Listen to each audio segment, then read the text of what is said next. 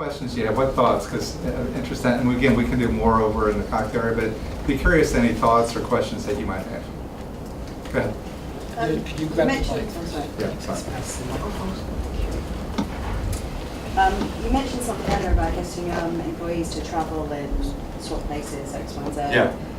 We were talking about some of the organisations we work for, getting people to travel from one part of London to another, i.e. Staines, can be quite challenging. Right. Does that say something about the level of engagement versus satisfaction? I think, let me give you a thought, right? Because you can imagine when you talk to people about moving from one country to another, how many people have moved from one country to another in here? What's the hardest move you make?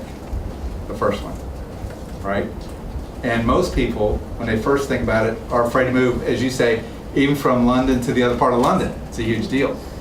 What I found that makes a difference, and I'm going to do this a little bit playfully, is that Hollywood moment.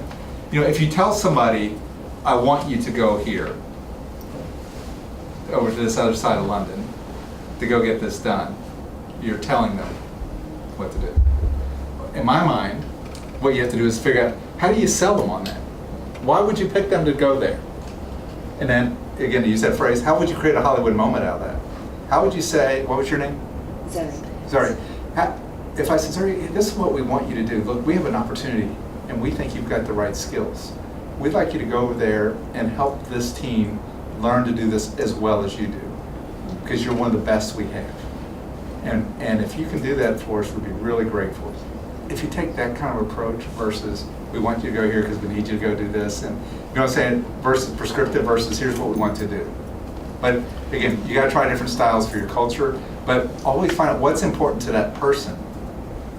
And if they're a person who wants to grow their career and you can help them see that, or if they just like to know they're making a difference and you can give them recognition for it, and you know, find a way to give them something special for what they're doing. Okay. Thank you. Other questions? Yes. How do you embed a cultural change of values in an organisation? That is the toughest thing to do, isn't it? Mm-hmm. Toughest thing. And part of the question is, how do you engage? How do you embed a cultural change of values? Very difficult. It has to start at the top, and it can't be an HR-driven process. Number one, right? Because if it's coming from HR, it's DOA, dead on arrival, right? It's got to come from the top leadership. And it's got, ideally, the CEO or chairman and CEO have got to say, this is what we believe. And then you got to hold people accountable for it. And then I don't believe in rating values on a performance review, because again, you get all those people that are nice but don't perform, and you get to mediocrity. But you can assess those values. Because a lot of times, the things that people are pretty good about talking about quantitative things if you miss. But it's the qualitative matters people sometimes hesitate on. But if you can learn to have those coaching sessions, whether it's a review or in the middle of just when it happens, and say, look, I know you achieved this goal, but the way you went about it didn't fit some of our values. Have that conversation early and frequently with where you need it. At the same time, find ways to recognize people who do. One of the new recognition awards we're creating is about people who live our values. And we're going to single them out, make them heroes, if you will, and be specific about what they did to live up to those values. So I think you have to address it on both sides and do it leadership from the top and then the follow-up and be consistent. But it takes a while, so don't get disappointed if it doesn't happen right away. Other questions? Yes. How do you sell the case for change to senior executives? Often so they might shift in the numbers on a quarterly basis is much easier than shifting the culture. How do you make that case for change? How do you sell it to people that can't necessarily see it, or leaders that can't see it? No, that is a tremendous question, and I can answer it in a couple ways. First of all, I think it depends on the relationships that you have. You know, are you frequently in the business? Do they see you as a business leader? You know, I travel about 70% of the time in my job, and I typically am with the CEO and the CAO, who's kind of like a COO for us. and head of marketing. That's kind of the group that travels together, right? So you have that, I think you gotta have a relationship to start. If you're just an HR person sitting in your office and you come up, even if you're right, it doesn't work. You gotta have that relationship. You gotta have, the right influencing skills. Now, the other way to do it is don't sell it yourself. I could care less whether the light's on me or the light's on you or you, right? So often what I try to do is I will partner with a person. I mentioned the ambassador program that I'm getting ready to kick off. Guess what I did? I went to one of our regional presidents who's very well thought of. He's aggressive, and I sold him on the idea. We're out touring, meeting with distributors, and we were touring. I said, you know what? I think what would be great is this kind of idea. And we started talking about it. Before long, it was his idea. Why don't you chair it? I'll put my team on it. We'll do all the legwork. You chair it. We'll get it done. Guess what? It's going to be done in 90 days. Right? Don't worry about what I said. Give away the limelight. Give it to somebody else. And then on more practical things, like we just did the employee engagement. Our company's going through a lot of transformation right now. So we did a survey, and it's got some things that aren't as good as I'd like. So I'm covering that with obviously the HR team, but also with all the rest of the executive committee. And then giving them their own, letting them meet first with their direct HR rep. And then when we come together as an executive committee, they already have a point of view about what we need to do.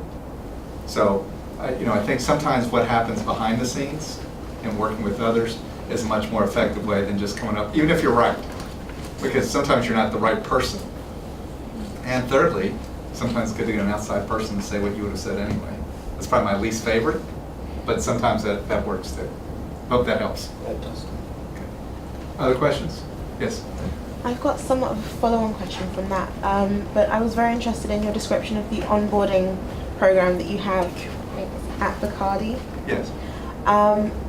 Some of the elements of that would, to my mind, be quite difficult to sell to the executive community, such as, teaching people how to mix drinks. How do you translate the value of those activities into business terms? Well, in our company, teaching people to mix drinks is an easy thing to get past the executive committee.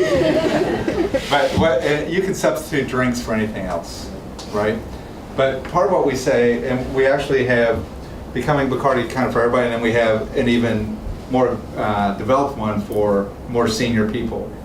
And what it involves in is a couple things. First of all, what I always tell people when they join, when you first start, don't try to be the hero and just prove you can score. We know you can score, that's why we hired you.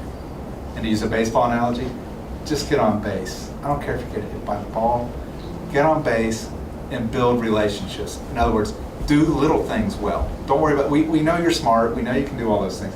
Do little things well and build relationships. So what we do structurally is we put together a pretty comprehensive agenda of what happens kind of the first 8 weeks they're with us. And it's done before they arrive. We tell them before they arrive. We give them the book to read before they get there. And then they tour the key facilities for us. First stop is what we call Casa Bacardi, which is Puerto Rico, which is where we make about 88% of the rum. They go there because it also, the reason it's called Casa Bacardi, that's where all the heritage is, and a lot of the family worked there after we got exiled and so forth. So a lot to learn there. Then we bring them over here to the UK. They visit our marketing team that's based here, learn about the brands. Then they go down the road and they go where Bombay Sapphire is made at Laverstock. And then they go further up the road into Scotland and so forth. And then they go to meet the European team. And so we take them around, building those relationships. And I sometimes the CEO said, yeah, but I need them in place quick. I say, you know what? I know you do, but I promise you, if you let them get a good first start, they'll move faster. Because you don't get a second chance at a first start. But you have to have things that are practical, that they do when they get there. It's not just visiting, but there's actually clear objectives they're there to achieve and key relationships they're there to build, right? And then in our business, as I said earlier, people actually expect that the moment you say you work for Bacardi that you know how to make a cocktail. And people want to be able to, you want to be able to represent the brand. So we teach people to do that very quickly. So that's a few highlights. I hope that's helpful. Thank you. Okay. One more question, if there is one. Yes. Hi, Ian Clark. Thanks for the talk. Really interesting. Thank What you. I'd be keen to understand is when you do your pulse checks, your employer engagement, do you triangulate that with other businesses that you engage with? And what are the results? Yeah. So let me see if I can answer your question correctly on what do we do, how do we do the engagement survey, and do we check with others? So we have an outside company do it, and it gives us the measure of where their standard company is and where their high performing companies are. So it's through IBM, and so it's very it's very comprehensive, and so we compare that with where we are. Now, I don't really care where Diageo is, because that doesn't matter. What I care is how do we stand, how do our people feel, and how are we against the norm? And what I am pleased to say is that, not this survey, but the survey before, we had 92% participation rate around the world. You don't get that kind of an international company. It can mean one of two things. One, that people are so pissed off, they just want to let you know. Fortunately, that wasn't the case. Secondly, is that they really believe something will be done about it, so they participate, right? Because they trust that you'll do something. And one of ours, important to your question, you have to understand where people are grounded, right? And pride in Bacardi is like in rare air as well. It's over the highest performing companies, we're still like 8 points higher, right? Now we have other areas where we're woefully below, but as I mentioned before, we're going through a tremendous amount of organizational change. And what they have told me, and I've seen this in the past as well, if you have people deeply engaged in believing in the company, you can withstand a lot of change and turmoil. If you lose that, you're going to have great difficulty ever getting it back. Great difficulty. And in our company, we have just under 15% of our employees with 20 years or more service. Fantastic level of commitment.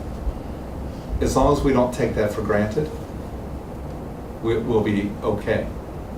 But as we go through all this change, that's why we added the pulse surveys, quite frankly, is so we could check in along the way to see, are we progressing appropriately? Okay, so I hope that helps. I'm happy to talk about that more. All right.